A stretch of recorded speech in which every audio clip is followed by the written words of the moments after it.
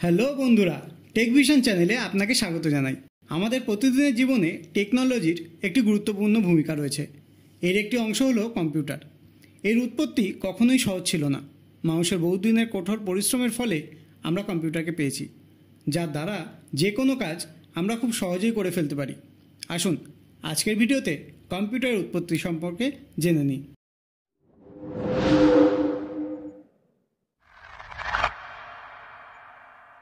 Computer journey শুরু হয়েছিল সঠিক এবং দ্রুত গণনার প্রয়োজনে। প্রাথমিকভাবে মানুষ তাদের আঙুল এবং সহজ সরঞ্জাম যেমন অ্যাবাকাস ব্যবহার করত। কম্পিউটার তৈরির প্রাককালে নাম্বার কাউন্টিং কঠিন হয়ে পড়েছিল, তা আমরা আপনাদের আগেই বলেছি। বৃহৎ সংখ্যা গণনার ক্ষেত্রে বিভিন্ন নিউমারেশন সিস্টেম সামনে আসে, যেমন Babylonian system of numeration, Greek system of numeration, Roman system of numeration এবং ইন্ডিয়ান সিস্টেম অফ নিউমারেশন।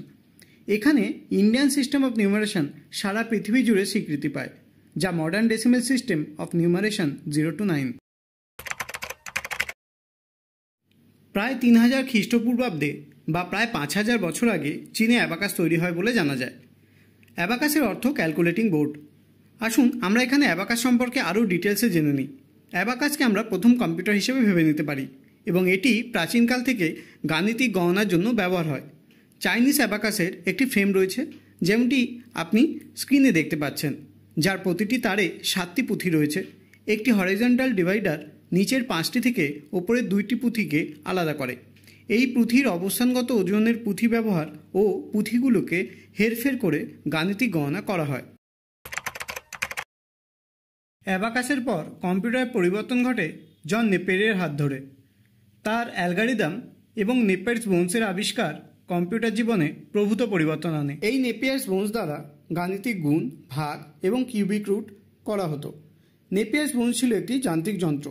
এখানে 11টি গাণিতিক রড পাশাপাশি রেখে হিসেব করা হতো এবং এই দণ্ডগুলি হাতির দাঁতে তৈরি ছিল, তাই এগুলিকে হাড় বা বোনস বলা হতো।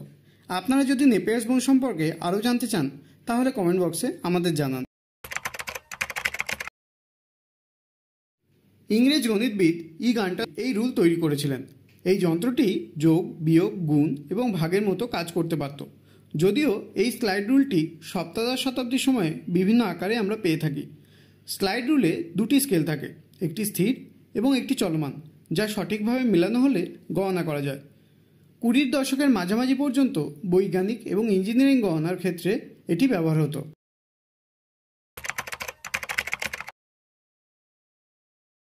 ব্লেইজ পাস্কেল ছিলেন একজন ফরাসি গণিতবিদ এবং বলা যেতে পারে প্রথম ক্যালকুলেটর তৈরির আধুনিক বিজ্ঞানী। তিনি মাত্র 19 বছর বয়সে একটি মেশিন তৈরি করেছিলেন, যা যোগ বিয়োগ করতে পারত। মেশিনটি চাকা, গিয়ার, সিলিন্ডার এবং একটি সিরিজ ডায়াল নিয়ে তৈরি করা হয়েছিল। পাস্কেলের ক্যালকুলেটরে চাকার মতো ঘূর্ণায়মান অংশে সংখ্যা প্রবেশ করিয়ে গণনা করা হতো।